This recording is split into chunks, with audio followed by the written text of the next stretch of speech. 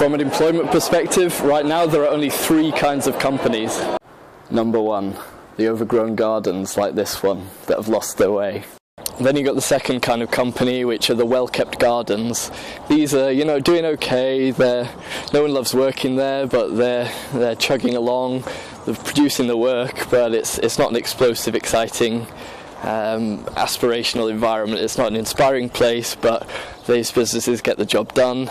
People go to work every day, come home, don't think too much about it, and they're kind of in the middle, kind of mediocre. Then you've got the third kind of company, which are the really exciting ones. These are the companies that I call the bathrooms with balconies, because not many bathrooms have balconies, and there aren't so many companies like these, but I'm sure there'll be a lot more in future. These are the kind of companies that people just love working for. It's not like, oh, I've got to go to work. It's I'm going to work. And generally these companies have really strong senses of purpose of what they want to do in the world, and therefore it's kind of easy when you read their job advert or you go for an interview and speak to them as to whether your own purpose or what you want to do in life joins up with that. So it's kind of not a love-hate filter, but it's do I really love this, or is it just okay? And if you don't really love it, it's not really going to be the best business for you, because everyone in that business is really going along on the momentum of they're all really strongly wanting to be there and produce the best work they can to see how far they can go together as a company. So these companies are really killing it. They've got a lot of things right. No one's got everything right, of course, but they're either already there or they're just on the brink of becoming this kind of bathroom with balcony company. And these are the ones that companies in category 1 and 2, they're kind of the ones that don't get it and the ones that are kind of in the middle, not really thinking about it. Those companies are the ones that can learn a lot from these bathroom with balcony companies. How they interact with their people, how they train their people, how they communicate with their people.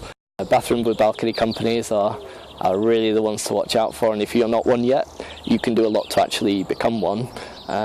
Building a great culture is not impossible at all. It's very achievable, but you have to commit to it on a medium to longer term. It's not a case of let's just try for a week, oh that didn't work, let's give up, because that's just not going to cut it. Building a culture is an evolutionary thing. It's probably one of the best things, if not the best thing, business investment wise, that you can be doing right now and going into the future as well. Because the way people are deciding whether to work for a company or not is really changing.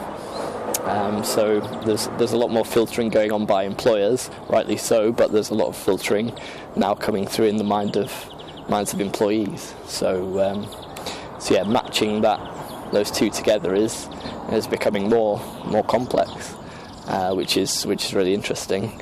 And culture, building the right culture is really the future, because if you can get that right, the ideas and the actions, the activity and the commitment of your people, it's going to be so much higher. I think about it, someone who might want to work for a business that's kind of okay or mediocre, they're probably going to want more money than working for a business that's really like, yeah, I'd love to work there. That would make my my daily life so much more energetic and inspiring. The people I'll be around will be much more inspiring, aspirational people.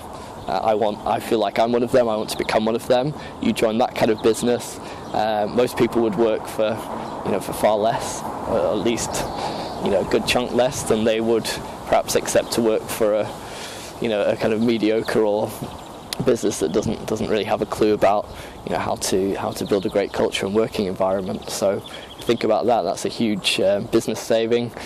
So all this culture stuff isn't just imaginary talk. That's just one way in which businesses can save money on this, and that's just a small part of the equation. So bathrooms with balconies, they're the one to watch.